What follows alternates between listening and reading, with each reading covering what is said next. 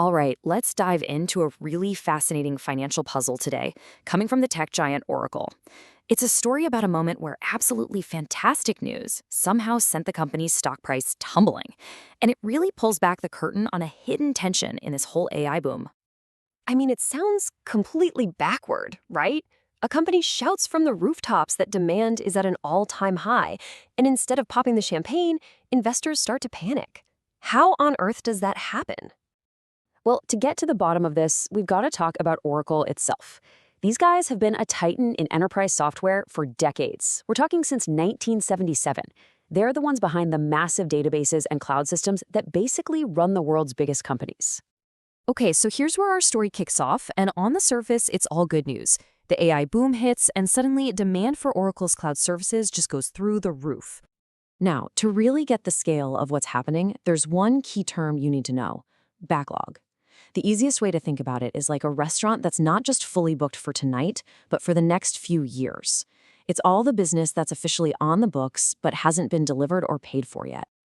And boy, when Oracle dropped their latest numbers, big doesn't even begin to cover it.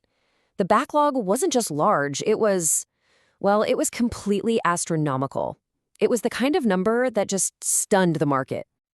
I mean, just look at this. This is the kind of jump that makes your jaw drop. Oracle's backlog shot up from an already huge $138 billion to a mind-blowing $455 billion. That is a massive, massive vote of confidence from your customers. So, you'd think this is perfect, right? A total dream scenario. It shows that huge companies are locking in long-term deals, betting their future on Oracle's tech. But this is exactly where things start to get weird. This is where the paradox begins. Because you see, all of that incredible growth, it comes with a huge price tag. To deliver on hundreds of billions of dollars in new deals, Oracle has to build a ridiculous amount of infrastructure. We're talking data centers, servers, the whole shebang. And that costs an absolute fortune, right now. And this right here, this shows you the kind of financial tightrope they're walking. They're sitting on nearly $100 billion in debt, but they have less than $20 billion in cash ready to go. That kind of imbalance shows you the intense pressure the company is under to pay for its own massive expansion. So, if we want to solve this mystery of why the market freaked out, we have to ignore that big, flashy backlog number for a second and look at a metric that tells us about the company's health today. Because this is what really spooked everyone. It wasn't about the promises of the future. It was about the reality of the company's cash situation right now. And it's all captured in this one metric: free cash flow. Yeah, negative $9.97 billion. For a giant company like Oracle, seeing a negative number that big, well, that is a massive, flashing red light for Wall Street. Okay, so why is that so bad? Well, negative free cash flow is pretty simple, actually. It just means you're spending way more money than you're bringing in. It's like your paycheck comes in, but your bills for the month are even higher. It makes people ask some pretty tough questions, like, hey, can these guys even pay their debts? It suggests that even with all those amazing promises for the future, the path you're on right now might not be sustainable.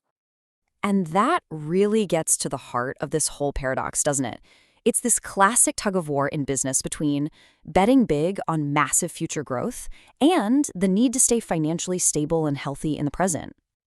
So let's just walk through that one more time, step by step.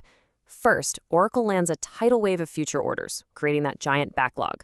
Second, to actually handle all that future business, they have to spend billions and billions of dollars today on new stuff. And third, that spending spree is so huge that it outpaces the money coming in, which flips their cash flow deep into the red.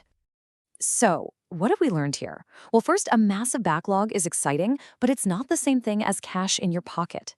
Second, going all in on aggressive growth is risky, like really risky financially.